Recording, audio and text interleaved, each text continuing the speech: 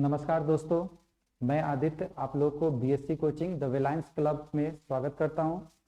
और एसएससी का जो एंट्रेंस एग्जाम हुआ था उसके मैथमेटिक्स के सॉल्यूशन के सीरीज को हम लोग आगे करते हैं कंटिन्यू, ठीक है। जिसमें क्वेश्चन नंबर फर्स्ट हमारे पास ये कह रहा था, साधारण ब्याज की एक निश्चित दर पर निवेश की गई राशि 3020 रुपए है तथा 3360 रुपए क्रमशः 3 साल और 4 साल पर निवेश की गई राशि पे ज्ञात कीजिए। मतलब क्वेश्चन में हमारे पास ये कह रहा था, तो सबसे पहले तो क्वेश्चन ये कह रहा था कि a sum invested at a certain rate of simple interest amount two, यानी 3020 रुपए जो अमाउंट है वो 3 साल के बाद मिलता है और 4 साल के बाद 3360 रुपया हमको मिलता है।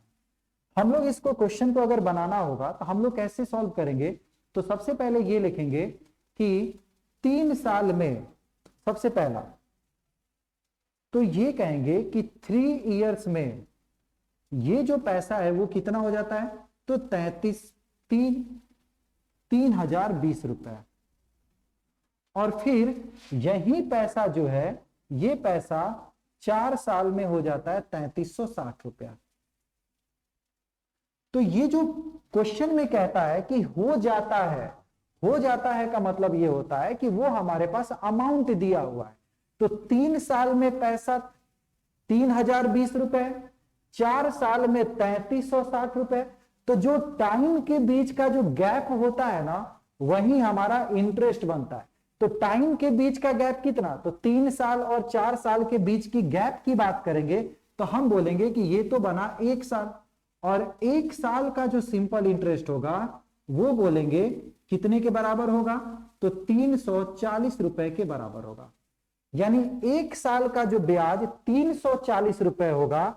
तो इस अमाउंट में हमारे पास 2 चीज छुपा होगा, एक प्रिंसिपल छुपा होगा और दूसरा इंटरेस्ट छुपा होगा, क्योंकि अमाउंट बराबर जो होता है वो प्रिंसिपल प्लस ब्याज होता है।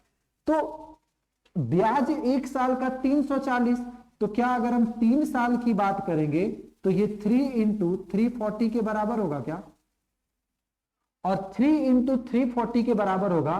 तो हम लोग ये बोलेंगे ये हो जाएगा 1020 रुपए। और जब 1020 रुपए के बराबर अगर ये होगा तो क्या प्रिंसिपल की बात करेंगे तो प्रिंसिपल हो जाएगा 2000 रुपया।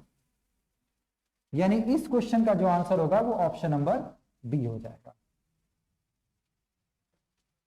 ठीक है, नेक्स्ट क्वेश्चन। नेक्स्ट जो क्वेश्चन कह रहा था, इसके बाद का क्वेश्चन ये कह रहा था कि विराट ने रोहित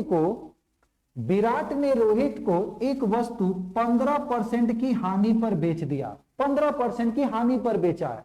तो विराट अगर हानि पे बेचा है तो रोहित उसको जितने भी पैसा पे खरीदा होगा वो तो उसका कॉस्ट प्राइस बन गया होगा। तो सबसे पहले हम ये मान के चलते हैं, अगर इसका विराट अगर 100 रुपए में खरीदा होगा तो 15% के लॉस पे अगर बेचा होगा तो रोहित इस सामान को खरीदा होगा 85 रुपए में। फिर कह रहा है ना कि विराट ने 14% लाभ प्राप्त करने के लिए, यानी क्वेश्चन ये कह रहा था कि विराट को जो प्रॉफिट चाहिए वो क्या कह रहा था, तो 14% के लाभ पर प्राप्त करने के लिए वस्तु को किस कीमत पर बेचना चाहिए, जबकि रोहित ने वस्तु को 2550 रुपए में खरीदा है।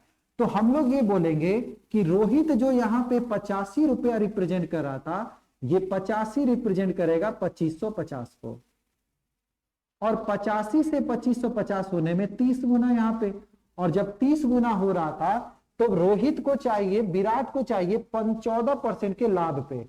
तो 14% का लाभ का मतलब 114 रुपया, और इस 114 रुपए में भी हमको कितना गुना करना होगा, तो 30 गुना। और जैसे ही हम लोग 30 गुना करेंगे तो ये हो जाएगा 3420 रुपया मेरा क्या हो जाएगा, तो आंसर हो जाएगा। तो दूसरे क्वेश्चन का आंसर हो जाएगा 3420 रुपया। ठीक, क्वेश्चन नंबर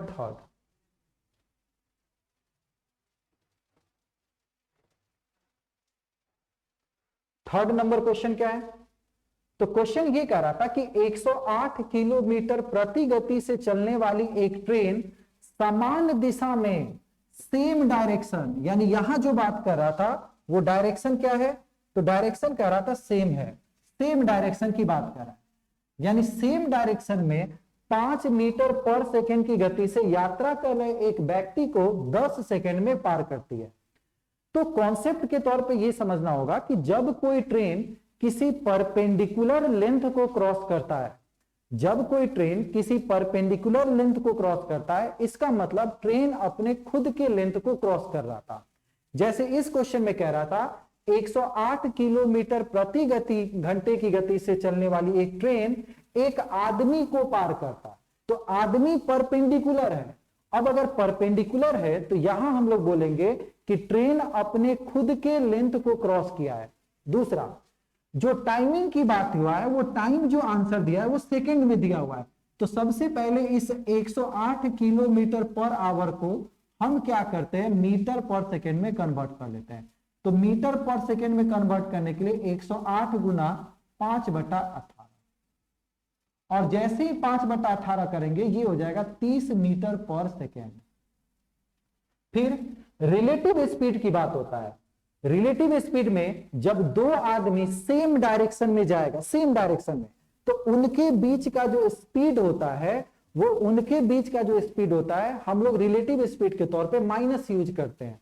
और जब दो आदमी अपोजिट डायरेक्शन में जाएगा, अपोजिट, तो हम लोग रिलेटिव स्पीड में क्या करते हैं कि दोनों के स्पीड को ऐड कर देते हैं। तो इस क्वेश्चन में कह रहा था कि 30 मीटर पर सेकेंड स्पीड ट्रेन का है। डायरेक्शन जो दिया है ये सेम डायरेक्शन की बात कर रहा है। सेम डायरेक्शन में एक व्यक्ति को 10 सेकेंड में पार करता है, तो पहले लाइन से हम लोग बोलेंगे लेंथ ऑफ ट्रेन निकलेगा, और लेंथ ऑफ ट्रेन का मतलब इनडायरेक्ट रूप से डिस्टेंस, और डिस्टेंस बराबर होगा स्पीड इनटू टाइम। यानी ये जो स्पीड होगा सेम डायरेक्शन में होगा, तो सेम डायरेक्शन में ट्रेन का स्पीड 30 मीटर पर सेकेंड, आदमी का स्पीड 5 मीटर पर सेकेंड। तो क्या दोनों के स्पीड की बात करेंगे तो हम लोग बोलेंगे ये 25 इंटू 10, यानी पहले लाइन को अगर हम सॉल्व करेंगे तो 250 मीटर हमारा आंसर बनेगा। पहले लाइन को सॉल्व किया। फिर कह रहा था कि ट्रेन द्वारा 290 मीटर लंबे पुल को पार करने में लगा समय। अब यही ट्रेन एक पुल को पार करता है, तो पुल को पार करने में पूछ रहा था समय क्या होगा। तो टाइम बराबर हम लोग बोलते हैं डिस्टेंस अपॉन स्पीड होता है। और जब टाइम बराबर डिस्टेंस अपॉन स्पीड की बात करेंगे तो क्या डिस्टेंस हमारे पास बोलेंगे, एक तो ट्रेन का अपना लेंथ भी था प्लस प्लेटफॉर्म का लेंथ जो है वो 290 है, डिवाइड बाय स्पीड। तो स्पीड कितना है ट्रेन का, तो ट्रेन का स्पीड है 30 मीटर पर सेकेंड। तो हम लोग यहां पे बोलेंगे 540 डिवाइड बाई 30, और 540 डिवाइड बाई 30 का मतलब 18 सेकेंड इस ट्रेन को टाइमिंग लगेगा पार करने में। तो जब कोई ट्रेन किसी परपेंडिकुलर लेंथ को क्रॉस करता है, इसका मतलब ट्रेन अपने खुद के लेंथ को क्रॉस करता है। चलिए नेक्स्ट क्वेश्चन। नेक्स्ट क्वेश्चन कह रहा था find the perimeter, find the perimeter of A square. यानी हमारे पास एक स्क्वायर है और इस स्क्वायर का पूछ रहा है पेरीमीटर क्या होगा if length of the diagonal is 17√2। तो अगर डायगोनल का लेंथ 17√2 है तो क्या हम ये बोल सकते हैं क्या कि ये 17 ये 17 तो ये 17 बना होगा। क्योंकि डायगोनल अगर 17 बना है तो लेंथ कितने के बराबर होगा, 17 सेंटीमीटर। और जब 17 सेंटीमीटर है तो यहां से पूछ रहा था इसका परिमाप ज्ञात करे। तो परिमाप का मतलब होता है सम ऑफ ऑल बाउंड्रीज। तो वर्ग का सारे बाउंड्री को जोड़ेंगे तो 17 17 17 17 मतलब 68। ठीक है,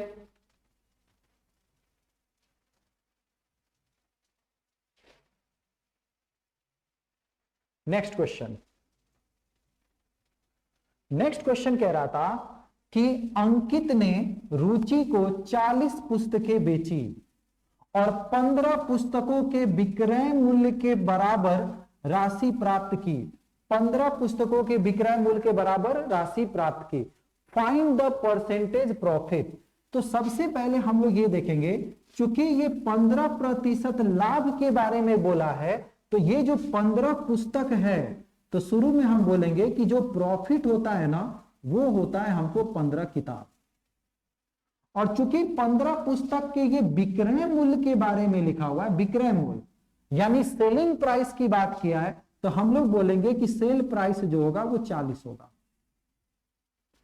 और जब हमारे पास प्रॉफिट हो गया 15 किताब, सेल प्राइस 40 हो गया, तो क्या हम यहां से कॉस्ट प्राइस निकाल सकते थे क्या? और कॉस्ट प्राइस जो आएगा वो आ जाएगा 25। और जब कॉस्ट प्राइस 25 आ गया, तो पूछ रहा था प्रॉफिट परसेंट बताइए। तो प्रॉफिट परसेंट बराबर हम लोग बोलते हैं प्रॉफिट अपॉन सीपी। तो सीपी हो गया 25 और परसेंट के लिए हम लोग यूज करते हैं 100%। तो आंसर जो बनेगा वो बनेगा 60%। तो 60% इस क्वेश्चन का राइट आंसर।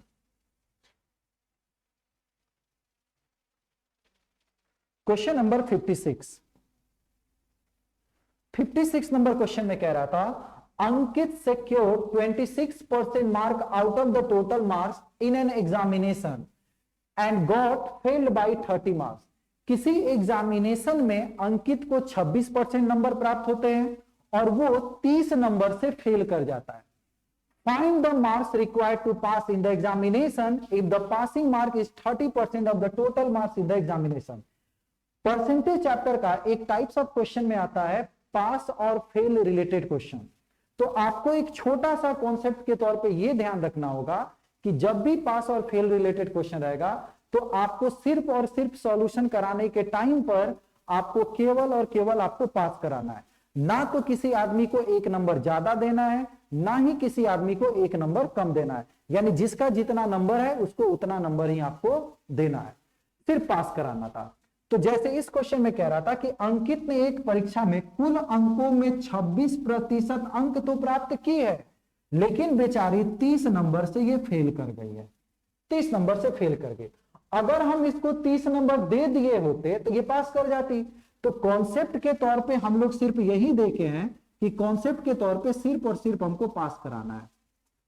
और जब हम पास करने की बात करेंगे तो हम लोग क्या बोलेंगे, अंकित को शुरू में 26% नंबर मिला था और 30 नंबर से फेल किए, तो हम इसको अपने मन से 30 नंबर दे देते हैं।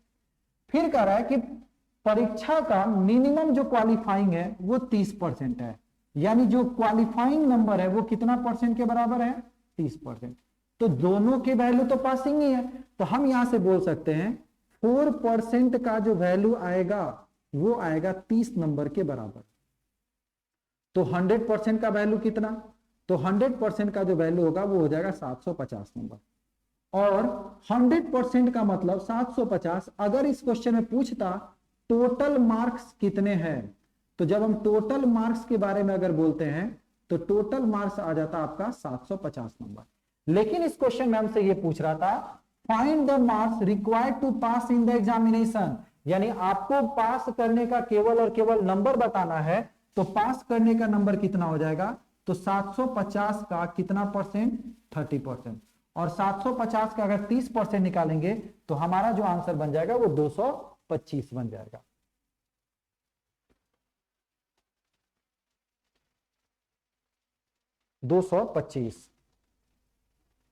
नेक्स्ट क्वेश्चन देखिए।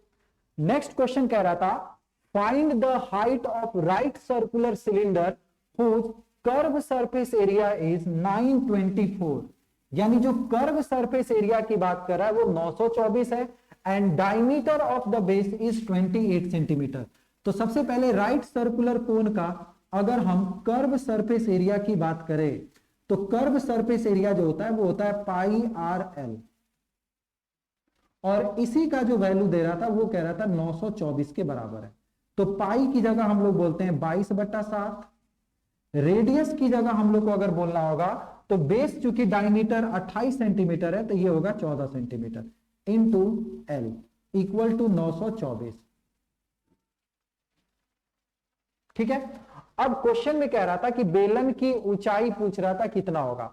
तो पहले लाइन से हम लोग क्या निकाल लेंगे, तो पहले लाइन से हम लोग निकालेंगे हाइट इसका, और हाइट कितना आएगा, तो बेलन सॉरी बेलन की ऊंचाई पूछा है, बेलन, ये कर्व सरफेस एरिया हम लोग निकाल लिए बेलन का कर्व सर्कल, यहां पे कह रहा था कि राइट सर्कुलर सिलेंडर, ये फॉर्मूला हमने कोन का लिख दिया। कर्व सरफेस एरिया की अगर हम बात करेंगे तो ये होगा 2 पाई आर एच, और 2 पाई आर एच का जो वैल्यू होता है वो किसके बराबर हो जाएगा, तो 924 के बराबर। तो 2 पाई की जगह हम लोग बोलेंगे 22/7, रेडियस की जगह अगर हम बोलेंगे तो रेडियस का वैल्यू कितना, डायमीटर 28 है तो ये हो जाएगा 14 इंटू हो जाएगा हाइट, तो हाइट इक्वल टू हो जाएगा 924, और h बराबर अगर हम देखेंगे तो h बराबर आ जाएगा 10.5 सेंटीमीटर। तो यही हमारा h बराबर आ जाएगा 10.5 सेंटीमीटर। ठीक है,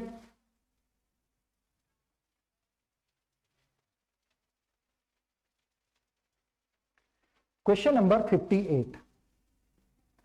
58 नंबर है, if difference between two numbers is 6, difference between two number यानी a माइनस बी का वैल्यू दे रहा था 6 है, एंड द प्रोडक्ट इज 5, तो दोनों का प्रोडक्ट कितना दे रहा था 5। क्वेश्चन कह रहा था find the sum of the square of the two number, यानी दोनों नंबर्स का सम का स्क्वायर, यानी पूछ रहा था a square plus B square, ये पूछ रहा था।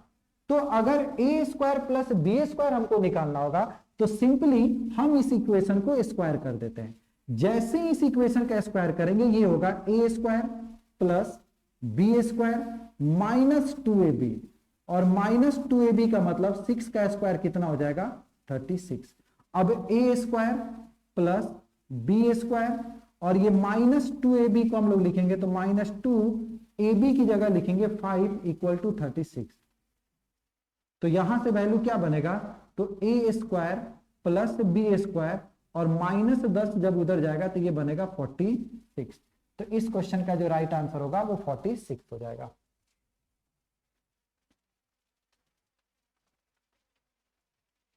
ठीक है, चलिए नेक्स्ट क्वेश्चन नंबर हमसे ये कह रहा था कि दिए गए लाइन चार्ट एक कंपनी द्वारा लगातार 5 वर्षों में निर्मित मोबाइल और लैपटॉप की संख्या है। तो मोबाइल वाले संख्या को इस कलर से डिनोट किया, लैपटॉप वाले संख्या को इस कलर से डिनोट किया है। फिर कह रहा था कि लाइन चार्ट को ध्यानपूर्वक अध्ययन करो और दिए गए प्रश्नों का आंसर दे।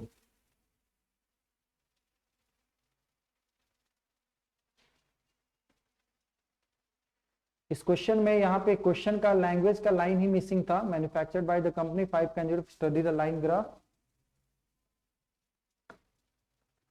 इस question what is the difference between, इस क्वेश्चन का एक लाइन मिसिंग हो गया है। ठीक है, क्वेश्चन का लाइन मिसिंग हो गया था। चलिए कोई नहीं, क्वेश्चन नंबर 60 देखिएगा। 60 नंबर क्वेश्चन, 60 नंबर क्वेश्चन में ये कह रहा था, जैसे पिछले वाले क्वेश्चन में क्या था ना कि जो पूछ रहा था ना वो उसमें दिया ही नहीं है कि क्या पूछ रहा था। तो इसमें हो सकता है कि क्वेश्चन को टाइपिंग करने की जगह पे जो क्वेश्चन में गिवन डाटा क्या निकालना है वो आपका मिसिंग हो गया है। ठीक है, तो क्या पूछ रहा है वो पता ही नहीं है, आंसर बस दिया है, बस आपका इंफॉर्मेशन दिया है, बट किसका आंसर निकालना है ये क्वेश्चन में क्लियर नहीं किया हुआ था। चलिए क्वेश्चन नंबर नेक्स्ट, क्वेश्चन कह रहा था the volume of how many spherical balls each having radius of 3.5 centimeter will be equal to a volume of cuboid box of dimension 3.5 centimetre त्रिज्या वाली कितनी गोलाकार गेंद का आयतन 101 गुना 100 गुना 49 सेंटीमीटर आयाम वाले एक घनाभाकार डब्बों के आयतन के बराबर हो जाए। मेंसुरेशन में हम लोग को दो तरह के कॉन्सेप्ट को देखना होता है। जब किसी फिगर को अगर कहे कि किसी फिगर को फोल्ड करके एक नया फिगर बनाया गया है, फोल्ड करने की बात करें, तो जब फोल्ड करने की बात करें या कहे कि हम किसी फिगर को मोड़ कर बराबर करते हैं, जैसे एक बेलन को मोड़ कर एक शंकु तैयार करते हैं मोड़ कर, तो वहां हम लोग बोलते हैं कि दोनों का पेरीमीटर इक्वल करेंगे। और जब मेल्ट करने की बात है, पिघलाने की बात है, जैसे हम इस मार्कर को पिघलाकर हम छोटा छोटा चौक बनाते हैं या डस्टर बनाते हैं, तो जब मेल्ट की बात आएगा, पिघलाने की बात आएगा, तो वहां पे हम लोग क्या करते हैं कि दोनों के वॉल्यूम को हम लोग इक्वल करते हैं। यहां क्वेश्चन वैसे ही था, 3.5 सेंटीमीटर रेडियस वाले कितनी गोलाकार गेंद को पिघलाएं ताकि एक घनाभाकार डिब्बों के आयतन के बराबर हो। तो हम लोग सबसे पहले बोलेंगे वॉल्यूम ऑफ गोला, यानी ऐसी कितनी गोला तैयार होगा, तो x होगा, यानी x into 4/3 pi R cube, यानी वॉल्यूम ऑफ इसकी बात करेंगे तो 4/3 पाई आर क्यूब होगा। ये बराबर होगा किसके, तो घनाभाकार डिब्बे का जो वॉल्यूम होता है वो होता है L into B into H, L into B into H होता है। अब अगर हम आपसे बात करें तो x की जगह हम x रखेंगे इंटू 4/3, तो 4/3, और यहां पे पाई की जगह रखेंगे 22/7। r की जगह अगर बोलेंगे तो ये 3.5 सेंटीमीटर क्यूब है, equal to length into breadth into height, तो 121 गुना 100 गुना 49। और जैसे ही हम इसको सॉल्व करेंगे x इक्वल टू हम लोग का 3300 हम लोग का वैल्यू आएगा। तो जब बात अगर क्वेश्चन में अगर मेल्ट करने की बात आएगा तो दोनों के वॉल्यूम को आपको क्या करना है, तो इक्वल कर देना है। ठीक है, चलिए नेक्स्ट क्वेश्चन देखते हैं। क्वेश्चन कह रहा था कि पाइप P और Q मिलकर एक खाली टंकी को 15 घंटे में भर देते हैं। P और Q मिलकर एक खाली टंकी को कितने घंटे में भरते हैं, 15 घंटे में भरते हैं। जबकि पाइप R अकेले पूरी तरह से भरी पानी की टंकी को 30 घंटे में खाली कर देता है। मतलब इसमें इनलेट पाइप भी है, आउटलेट पाइप भी, भरने वाले भी पाइप है, खाली करने वाला भी। तो पहले तो हम ये कहेंगे P प्लस Q अगर ये मिलकर काम करेगा तो एक खाली टैंक को भर देते हैं 15 घंटा में। और फिर कह रहा था अगर हम Q के बारे में बोले तो Q क्या करता है, 30 घंटे में खाली कर देता है। तो सबसे पहले चूंकि ये टाइम एंड वर्क के पाइप एंड सिस्टम का है तो हम लोग निकालेंगे टोटल वर्क। टोटल वर्क के बारे में कहेंगे तो 30 यूनिट्स, और 30 यूनिट्स के हिसाब से इसका इफिशिएंसी 2 यूनिट पर डे और इसका इफिशिएंसी बनेगा -1 यूनिट पर, सॉरी आवर्स है तो आवर्स में कन्वर्ट कर लेंगे, 2 यूनिट पर आवर, और इसको बोलेंगे -1 यूनिट पर आवर। चूंकि इनलेट पाइप की बात करता है तो जो इफिशिएंसी होगा वो माइनस यूज करना है, इनलेट पाइप में प्लस यूज करना, और आउटलेट पाइप की अगर बात करेगा तो जो इफिशिएंसी होता है उसको हम लोग क्या करेंगे, तो प्लस। तो ये दो पॉइंट को ध्यान रखना है, भरने वाले पाइप में प्लस का सिंबल, खाली करने वाले पाइप में माइनस का सिंबल। तो क्वेश्चन कह रहा था कि टैंक को पूरी तरह से भरने में यदि सभी तीनों पाइप को एक ही समय में खोला जाता है तो टैंक को पूरी तरह से भरने में लिए गए समय को कितना समय, यहां पे Q की जगह ये आ रहा है, कितना समय लगेगा, यानी पूछ रहा था टाइम क्या लगेगा।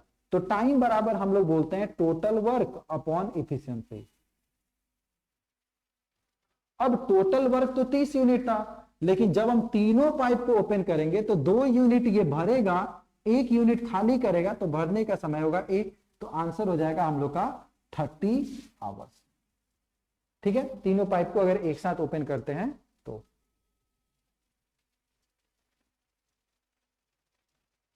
चलिए क्वेश्चन नंबर नेक्स्ट। क्वेश्चन कह रहा था, इसमें सबसे पहले क्वेश्चन कह रहा था कि दिए गए पाई चार्ट किसी स्कूल में पढ़ाने वाले शिक्षकों की कुल संख्या में से 5 अलग अलग विषयों की पढ़ाने वाले शिक्षकों की संख्या के डिग्री वितरण को दर्शाता है। पाई चार्ट का ध्यान पूर्वक अध्ययन कीजिए और नीचे दिए गए प्रश्नों का उत्तर दीजिए। फिर क्या कह रहा था, note the sum of the number of teachers teaching is maths, यानी यहां पे 2 इंफॉर्मेशन दे रहा था। मैथ्स और कंप्यूटर में जो टीचिंग करते हैं उसकी संख्या है 378। तो मैथ्स की संख्या कितना है, 90%, 90 डिग्री। कंप्यूटर की संख्या कितना है, 36 डिग्री। दोनों का समेशन का मतलब हम यहां पे रफ में निकाल लेंगे, 126 डिग्री का जो वैल्यू है वो 378 के बराबर है। कितना गुना होगा भाई, तो 3 गुना।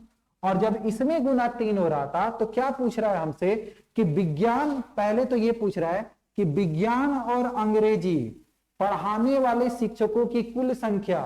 तो विज्ञान और अंग्रेजी की अगर हम बात करेंगे तो विज्ञान और अंग्रेजी मिलाकर है ये 180 डिग्री की कुल संख्या। हिंदी और कंप्यूटर पढ़ाने वाले शिक्षकों की कुल संख्या, हिंदी और computer, Hindi 54 degree, computer 36 degree, तो 54 और 36 को जोड़ेंगे तो इनकी संख्या आ रहा है 90 डिग्री। यानी क्वेश्चन हमसे ये पूछ रहा था इन दोनों के बीच का डिफरेंस क्या होगा। तो दोनों के बीच का डिफरेंस कितना, 180 और 90 डिग्री के बीच का जो डिग्री होगा वो पूछ रहा था, 90 डिग्री का वैल्यू क्या होगा। तो इस 90 डिग्री में भी गुना 3 करेंगे तो आंसर बन जाएगा 270। यानी इस क्वेश्चन का जो आंसर हो जाएगा वो हो जाएगा 270 नंबर। चलिए नेक्स्ट क्वेश्चन, सिंप्लीफाई कराना है और बोर्ड मास का यूज करना है। तो पहले 24/4 करेंगे तो ये हुआ होगा 6, और 6 में अगर हम 7 से गुना किए होंगे तो ये हो गया होगा 42। फिर 3 ऑफ 5, तो इसको हम लोग लिखे होंगे 3/5। 3 ऑफ, तो 3 का मतलब गुना, ऑफ का मतलब तो 3 गुना 5, तो 3 गुना 5 हुआ 15, 15 प्लस 3 हो गया 18। यानी क्वेश्चन में पूछ रहा था 42 माइनस 42 माइनस कितना 18। फिर से एक बार देखिए क्वेश्चन में क्या कह रहा था, 7 इंटू 24। तो पहले तो हम लोग इसको कैसे लिखेंगे, 7 इंटू 6 42 हुआ। ठीक, यहां पे हम लोग क्या लिख देंगे, इसको 6 लिख दिए। फिर यहां पे लिखा हुआ माइनस 3 इंटू 5, तो 3 इंटू 5 15, और प्लस कितना तो 3, तो 15 प्लस इसमें माइनस करेंगे तो 42 माइनस 12, और 42 माइनस 12 अगर हम लोग करेंगे तो आंसर कितना बन जाएगा, तो 30 हो गया। इस क्वेश्चन का जो राइट आंसर होगा वो 30 हो गया। चलिए क्वेश्चन में कह रहा था कि दो गोलाकार गेंद का आयतन का अनुपात 2744 और 3375 है। ठीक, दी गई गोलाकार गेंद के पृष्ठीय क्षेत्रफल का पूछ रहा था कि रेशियो क्या होगा। पृष्ठीय क्षेत्रफल का हमसे पूछ रहा है कि दोनों के बीच का रेशियो क्या बनेगा। तो सबसे पहले अगर हम आपसे ये कहें कि आयतन, आयतन का अनुपात, तो गोला का आयतन क्या होता है 4/3 पाई आर क्यूब, दूसरे गोला का भी आयतन 4/3 पाई आर क्यूब। दोनों के बीच की रेशियो की बात करेंगे तो 4/3 पाई से 4/3 पाई कट गया होगा, यानी इनका जो आंसर रेशियो, जो रेडियस का जो वैल्यू बना होगा, हम लोग ये कह सकते थे कि capital R cube upon small R cube, यानी जो रेडियस का जो रेशियो बना होगा वो 2744 डिवाइड बाई 3375। और चूंकि हम क्यूब की बात करेंगे तो इधर आके जब ये क्यूब रूट बनेगा तो ये बन जाएगा 14/15, यानी जो रेडियस का रेशियो आएगा वो 14/15 आएगा। और क्या रहा है पृष्ठीय क्षेत्रफल, तो गोला का पृष्ठीय क्षेत्रफल होता है 4 पाई आर स्क्वायर, तो 4 पाई तो कट ही गया, तो आर स्क्वायर का मतलब 14 का स्क्वायर होगा 156, 15 का स्क्वायर होगा 200, 14 का स्क्वायर 196, 15 का स्क्वायर 225, तो हम लोग का आंसर हो जाएगा 196/225। चूंकि 4 पाई से 4 पाई आपका कैंसिल आउट हो गया, तो जो पृष्ठीय क्षेत्रफल का जो रेशियो निकलेगा वो भी उसके किसके निकलेगा, तो रेडियस के स्क्वायर के बराबर निकलेगा। चलिए क्वेश्चन नंबर 65 एक बेहतरीन क्वेश्चन है आपके पास। सबसे पहले कह रहा था कि x प्लस 1/x का होल स्क्वायर इक्वल टू 3। तो हम लोग सबसे पहले तो ये बोलेंगे x प्लस 1/x का जो वैल्यू निकलेगा वो √3 होगा। पहला तो ये बना, और अगर हम इन दोनों को क्यूब की बात करें तो क्यूब करने के बाद जो रिजल्ट निकलेगा वो ये निकलेगा x³ plus 1/x³ equal to 0, पहला रिजल्ट। दूसरा result x plus 6 plus 1 equal to 0, और तीसरा रिजल्ट x का पावर 6 जो होगा वो -1 के बराबर होगा। यानी यहां से 3 तरह का रिजल्ट हम लोग निकाल सकते हैं। अब क्वेश्चन में ये कह रहा था कि then find the value of 1, यानी x plus 1/x equal to अगर √3 के बराबर होगा तो हम लोग क्या करेंगे, उन दोनों के क्यूब करेंगे, दोनों तरफ क्यूब करेंगे, और क्यूब बोथ साइड करने के बाद ये तीन तरह का रिजल्ट आएगा। पहला X cube plus 1/x³ equal to 0, X का पावर 6 प्लस 1 इक्वल टू 0 और एक्स का पावर 6 इक्वल टू -1 के बराबर होगा। अब यहां पे क्या बनेगा, ये x का पावर 6 प्लस 1 क्या बता रहा है, तो ये बता रहा था x का पावर 6 प्लस x का पावर 0 इक्वल टू भी 0 होगा। यानी जब पावर के बीच का डिफरेंस अगर 6 होगा तो उसका वैल्यू हो जाएगा 0। जैसे अगर हम इस वैल्यू की बात करें तो 72 और 66 के बीच का डिफरेंस तो 6 है, तो हम लोग बोलेंगे कि इस दो पेयर का आंसर भी हो जाएगा 0। फिर x का पावर 6 प्लस 1 इसका भी आंसर 0। बच गए बेचारे x का पावर 54, 36 और 24, तो हम लोग सिंप्लीफाई करेंगे। कैसे, तो x का पावर 6 का पावर 9 लिखेंगे 54 को, प्लस 36 को क्या लिखेंगे, x का पावर 6 का पावर 6, और 24 को कैसे लिखेंगे, तो x का पावर 4 का पावर 6। अब जब इसको सॉल्व करेंगे तो x का पावर 6 का पावर 9, तो x का पावर 6 तो -1 है, और -1 का पावर ऑड होगा तो ये बनेगा -1, प्लस -1 का पावर इवन होगा तो +1, और फिर -1 का पावर अगर हम लोग इसको लिखेंगे x का पावर 6 लिखेंगे और यहां लिख देंगे 4, तो ये भी हो जाएगा +1। यानी ओवरऑल आंसर की बात करेंगे तो आंसर हो जाएगा 1।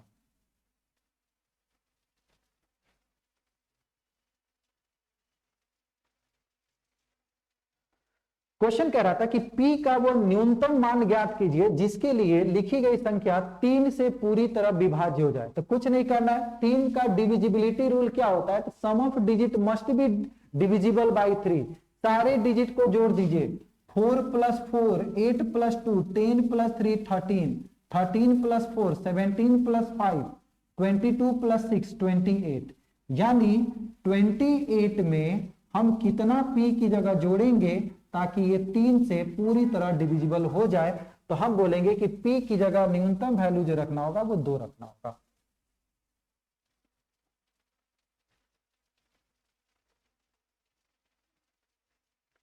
चलिए नेक्स्ट क्वेश्चन देखिए। नेक्स्ट क्वेश्चन में क्या कह रहा था, तो क्वेश्चन ये कह रहा था कि दिया गया लाइन चार्ट एक कंपनी द्वारा 5 लगातार वर्षों में निर्मित मोबाइल और लैपटॉप की संख्या दर्शाता है। अध्ययन करें और प्रश्नों का अंतर दें। 2013 और 2015 में निर्मित मोबाइल और लैपटॉप की कुल संख्या का योग। तो पहले हम लोग 2013 और 2015 की बात करते हैं। तो यहां है 260 प्लस 140, तो 400 प्लस 3 700 प्लस 2 960। यानी 2000 और 2015 में निर्मित मोबाइल और लैपटॉप की संख्या की अगर हम बात करेंगे तो ये 960 है। पहला ये हुआ। 2012 और 16 में निर्मित मोबाइल और लैपटॉप की कुल संख्या से 2012 और 16, तो 2012 में कितना, 200 प्लस 100 300 प्लस 2015 और 16, 2013 और 15 में 2013 और 15 का निकालना था। ये डाटा जो था वो 2013 और 15 का था, तो 2013 और 15 का क्या बना है, 260 प्लस ये 400, और 15 का अगर वैल्यू को निकालेंगे तो 400 प्लस 2 600 प्लस 1 700 860 था। ये जो वैल्यू था ये 860 है। ठीक, फिर क्वेश्चन में हमारे पास क्या डाटा लिखा हुआ था, इसके बाद क्वेश्चन में कह रहा था कि 2012 और 16, तो 12 और 16 का देखेंगे तो ये वैल्यू कितना, 200 प्लस 100 300 3 6 2 800 870 और प्लस 60 930, ये 930 है। यानी अगर हम आपसे ये कहें कि 2013 और 15 में मोबाइल और लैपटॉप की संख्या कितना है, तो 860 है। 2012 और 16 में कितना है, तो 930 है। तो पूछ रहा है कि कितने प्रतिशत अधिक या कम है, तो 2000 इसमें तो कम है, यानी इस क्वेश्चन का जो आंसर निकलेगा वो निकलेगा परसेंटेज डिक्रीज। तो कितना कम है भाई, तो हम बोलेंगे 70 कम है। किससे कम है, 930 से कम है। और परसेंटेज के लिए क्या यूज हो जाएगा, 100%। तो 0 से 0 कट जाएगा, तो हम लोग का आंसर कितना हो जाएगा, 700/93% हम लोग का इस क्वेश्चन का आंसर हो जाएगा। चलिए क्वेश्चन नंबर नेक्स्ट कह रहा था किसी मोहल्ले में त्रिभुजाकार पार्क है, पार्क की तीन भुजाएं 11:9:8 के अनुपात में है, यानी जो रेशियो लिखा हुआ था वो 11:9:8 में था। फिर क्वेश्चन में क्या था, एक लड़के ने पार्क की परिधि के साथ चलने का फैसला लिया और उसने पार्क के एक चक्कर को पूरा करने के लिए 112 मीटर की दूरी तय की। 112 मीटर। अब हम इजीली बोल सकते हैं कि अगर पार्क का परिधि 112 मीटर है तो परिधि की भुजा तो 11, 9 और 8 है, तो हम लोग बोलेंगे कि 28 रिप्रेजेंट किया होगा कितना, 112 को। और 28 से 112 होने में कितना गुना, तो 4 गुना। तो 4 गुना हो जाएगा, यानी पहली जो दूरी वो 44 होगा, दूसरी जो होगा वो 36 होगा और तीसरी जो होगा वो 32 होगा। अब क्वेश्चन ये कह रहा था कि यदि वह 4 मीटर प्रति सेकंड की गति से यात्रा कर रहा है तो उसके द्वारा पार्क की सबसे छोटी भुजा की दूरी तय करने में लगने वाला समय, तो समय बराबर हम लोग बोलते हैं डिस्टेंस अपॉन स्पीड, और सबसे छोटी दूरी जो है वो 32 मीटर है, डिवाइड बाई स्पीड जो दिया है वो 4 मीटर है, तो 32/4 करेंगे तो हम लोग का आंसर हो जाएगा 8 सेकंड।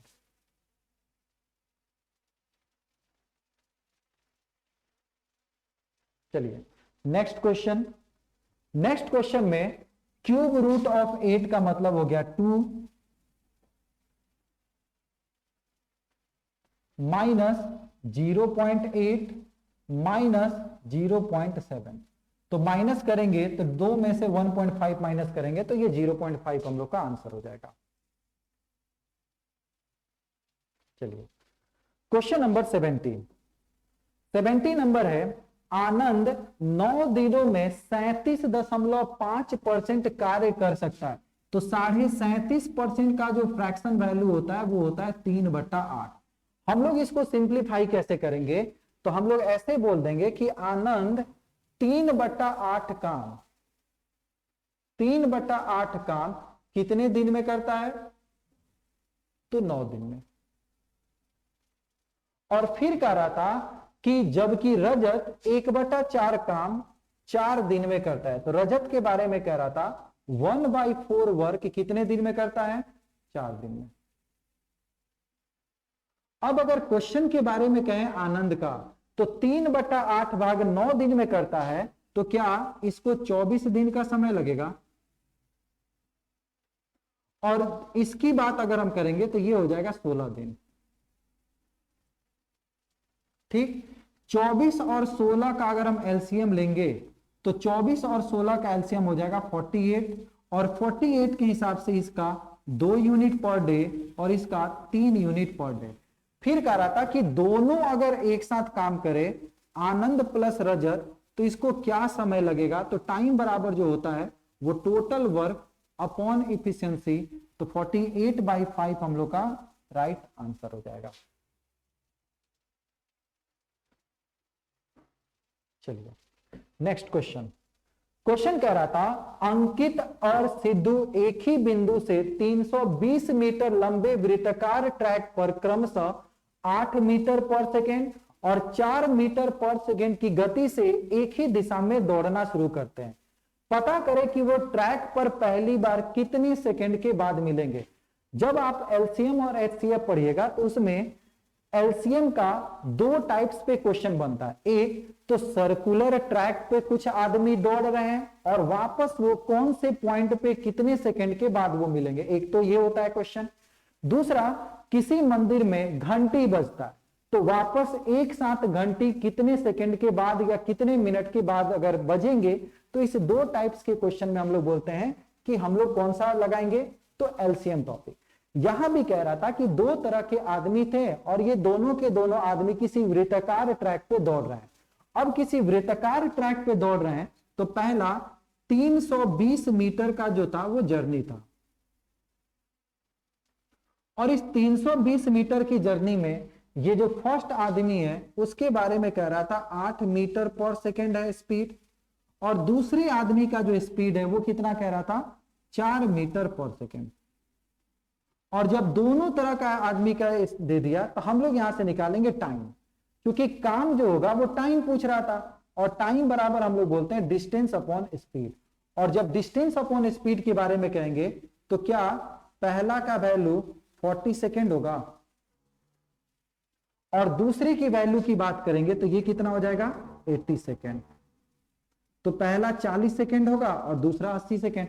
दोनों इस 40 और 80 का हम लोग क्या निकाल लेंगे, तो वापस निकाल लेंगे एलसीएम, और एलसीएम जो आएगा वो आ जाएगा 80 सेकेंड।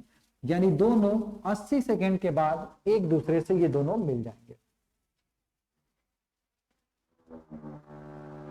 रजत एक मीनार के तल से 30 मीटर की दूरी पर खड़ा है और उसके शीर्ष बिंदु से 45 डिग्री का एंगल बनता है। तो सबसे पहले तो हम लोग ये बोलेंगे कि ये वाला जो एंगल है वो 90 डिग्री है, इसके साथ साथ जो एंगल ये बनता है ये कितना 45 डिग्री, और 30 मीटर की दूरी पर है। तो ये 90, ये 45, तो ये भी 45। और किसी ट्रायंगल में जब दो एंगल सेम है तो ये दोनों के दोनों साइड भी आपस में क्या हो जाएंगे, तो सेम हो जाएंगे। तो ये भी हो जाएगा 30 मीटर। Next question. क्वेश्चन कह रहा था कि यदि दो संख्याओं का मल्टीप्लीकेशन 80 है और उसका HCF है 5, तो दी गई संख्या का लघुत्तम समापवर्त कितना होगा। हम लोग ये पढ़े हैं कि LCM into HCF, LCM into HCF, ये LCM इंटू HCF जो होगा वो क्या बनेगा, तो first number into second number. अब LCM इंटू HCF की बात करेंगे तो LCM तो पूछ ही रहा था, HCF जो दिया हुआ है वो कितने के बराबर है 5, और फर्स्ट इंटू सेकेंड के बारे में कहेंगे तो ये हो जाएगा 80। तो यहां से जो LCM निकलेगा ये कितना, तो 16। ये इस क्वेश्चन का आंसर हो जाएगा। Next question. अगला क्वेश्चन हमसे कह रहा था कि किसी परीक्षा में, सबसे पहले अगर हम ग्राफ की बात करेंगे तो क्लास 6, 7, 8, 9, 10 का बोला है, टोटल नंबर ऑफ स्टूडेंट के बारे में है और total number of student who पास। यानी क्लास 6 के ग्राफ को अगर देखेंगे तो 180 अगर टोटल है, 120 अगर पास है, तो फेल वैल्यू कितना होगा, तो 60 बोल देंगे। अगर क्लास 10th की बात करेंगे तो 240 स्टूडेंट में 210 अगर पास किए हैं तो फेल वाली की संख्या कितना बोलेंगे, तो 30 बोलेंगे। ऐसे ही क्वेश्चन आपसे ये कह रहा था कि क्वेश्चन कह रहा है the number of student who failed in class 9, class 9 में फेल की संख्या। तो क्लास 9th में टोटल है 200 और पास है 170, तो फेल की जो संख्या बनेगा वो बनेगा 30। फिर कह रहा है is how much percent of the number, is how much percent का मतलब होता है divide, how much percent of the number of student who failed in class 6। तो क्लास 6 में फेल की संख्या कितना, 60, और परसेंटेज के लिए 100%, यानी कितना परसेंट फेल हुआ है, तो 50%। और लास्ट क्वेश्चन हमसे कह रहा था कि find the remainder when the number is divided by, यानी जब हम किसी नंबर को डिवाइड करते हैं तो पूछ रहा था कि रिमाइंडर कितना बचेगा, रिमाइंडर पूछ रहा था।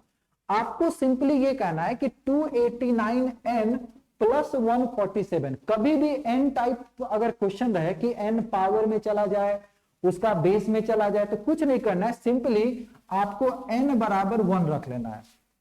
आपको इस क्वेश्चन को सॉल्व करने के लिए n की जगह वैल्यू 1 रख लेना है, और जैसे ही हम n की जगह वैल्यू 1 रखेंगे तो ये 289 इंटू 1 होगा, यानी ये जो वैल्यू है वो 289 प्लस 146, तो 16,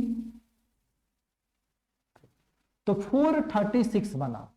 अब क्वेश्चन ये कह रहा था कि जब हम इस नंबर को अगर हम डिवाइड करते हैं 17 से तो रिमाइंडर क्या बचेगा, तो इस 436 में हम क्या करेंगे, 17 से डिवाइड करेंगे, और रिमाइंडर कितना होगा, तो पहले लिखेंगे ये 2 हुआ 34,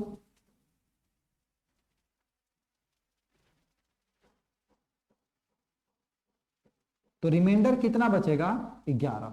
तो हम लोग बोलेंगे इस क्वेश्चन का जो आंसर हो जाएगा वो 11 हो जाएगा। ठीक है, तो आज का जो सीरीज है, जो भी जो क्लब हुआ था उसमें जो पहला सेट हुआ था उसका डिस्कशन हो गया। ठीक है, चलिए ओके, बाय बाय।